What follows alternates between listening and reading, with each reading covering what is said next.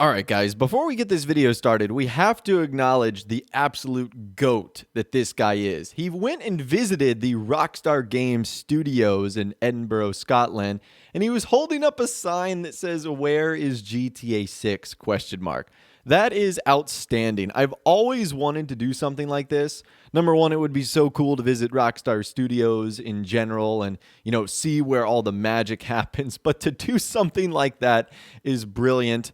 I wonder how long he actually stood out there, if any of the Rockstar employees actually saw him. Well done, young man. That is absolutely outstanding. Now, on to what I really want to talk about in this video today. There's a handful of different subjects, like players freaking out that Rockstar has updated a website associated to Vice City and multiplayer. We'll talk about the confusion going on with that. Also, why it is highly unlikely that Sony is going to be spending $750 million on GTA 6 exclusivity for the PlayStation 5, and Rockstar finally reverting a super weird thing that they did on their website, and a lot of people didn't really know what the heck was going on. So we'll be discussing all of that in this video today, and a whole lot more. So let's begin with what players were freaking out of over the last couple of days, and I saw a lot of articles and reports that Take-Two Interactive had just updated domains for GTA Vice City and Grand Theft Auto 6, and you can actually check this on a website, whois.com. Now, I think this was more of a case of mistaken identity more than Take-Two Interactive actually updating anything, because you need to be careful what you type in on this website. So Rockstar is the owner of GTAVI.com. However, that was last updated in April of 2020. However, players are getting confused with the website GTA6.com, which was actually last updated on August 12th, 2020, so last week. However, that website is not owned by Rockstar. It's owned by someone entirely different. We don't know who it is. I would imagine when all is said and done and when the time comes around, Rockstar will try and probably purchase that website, just because GTA 6, like the number.com, is obviously very popular, and if players put that in and it didn't redirect to actual GTA 6 information, then they might be a little bit disappointed. So it looks like that is where the confusion ultimately stems from here, and there's another website that's associated with that Rockstar does actually own. It's GTA Vice City Online, and what's strange about this, and I don't know why it's getting so much attention recently, is this was registered back in 2009 and was last updated in March of 2020. So I don't know why all of a sudden this is getting like way more attention than it needs. I don't know if it's just more Vice City rumors starting to come about or whatever the case is. But just know, even though the website GTA6.com was updated, friendly reminder that is not owned by Take-Two Interactive or Rockstar. You'll always know it's Take-Two Interactive if it's owned by the company Mark Monitor Inc. They're the ones who work with Take-Two to register all their websites. Now, the next thing we need to talk about was a very interesting article written by Derek Strickland on the website tweaktown.com. And he actually talked about how Sony is not going to be spending $750 million on GTA 6 exclusivity for the PlayStation 5.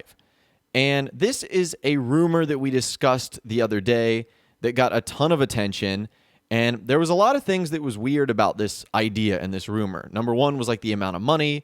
Number two was, why would Rockstar do something like that? I mean, that would obviously be great news for PS5 fans, but bad news for Xbox fans. And in Derek's article, he basically says the most ludicrous thing about this report is the price tag, going on to say $750 million is more than 5 times the development budget of Destiny and more than 5 times the development budget of Grand Theft Auto 5, which was $137 million. It's also more than the total cost of Star Citizen, which is $250+ million, and Sony doesn't even spend $750 million to develop, market, and distribute its own games. So it's certainly not going to spend that much to snag a months of timed exclusivity on the PlayStation 5. Now, the article itself is very interesting. It dives deep into like how much total money Sony has made during the last quarter, and essentially $750 million, the amount that rumor was to get GTA 6 for some exclusivity, would be 13% of the record $5.63 billion that PlayStation revenues just posted. So he basically says, long story short, it's not going to happen. Sony is not going to spend that much money to secure exclusivity, even with a game that is likely going to be as massive as Grand Theft Auto 6. And like I said, I will leave a link to this entire article in the description. It's actually very interesting. They go into the idea of why it wouldn't work from a selling and administration standpoint, and also why it wouldn't work because GTA 6 is likely still in the pre-production phases. And so because of that, there's no way in which you could put a price tag on something that is in pre-production. And the final thing we'll be discussing in this video today, remember a few weeks ago when something really strange was going on the Rockstar Games warehouse? Like, a lot of their older games were removed from the website. And it was particularly all like the 3D era games like GTA 3, Vice City, San Andreas. And this had a lot of people wondering if Rockstar was going to be doing something with those titles, like creating a remastered trilogy for the PlayStation 5 and Xbox Series X. And I'm talking about like an official remaster, not just like making the game playable on like the new systems, like enhanced graphics, more features. And what's interesting about today's update is it looks like all of those games and more have returned. Even some of Rockstar's less popular titles like Smuggler's Run and a whole lot of other games that you might not have even heard of that they have actually produced. So if you want to check out the entire games list, which I don't really know why you would, but if you just wanted to see maybe what some of the older games look like, or, you know, Rockstar's history, I will of course leave a link to that in the description. But just know that all the games have returned. So what this means as far as Rockstar working on some sort of remaster or trilogy enhancement, I don't know.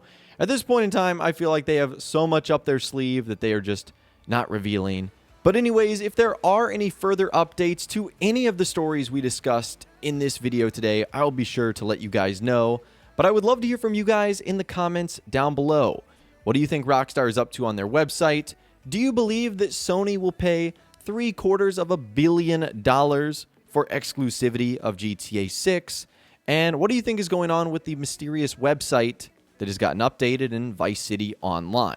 Let me know what you guys are thinking in those comments down below. I'd love to hear from you guys down there. If you guys did go on to enjoy this video, though, a like rating would of course be awesome. And be sure to subscribe to my YouTube channel if you are new, or you want to stay up to date on all the latest GTA and Red Dead Redemption videos that I'm doing here on my channel.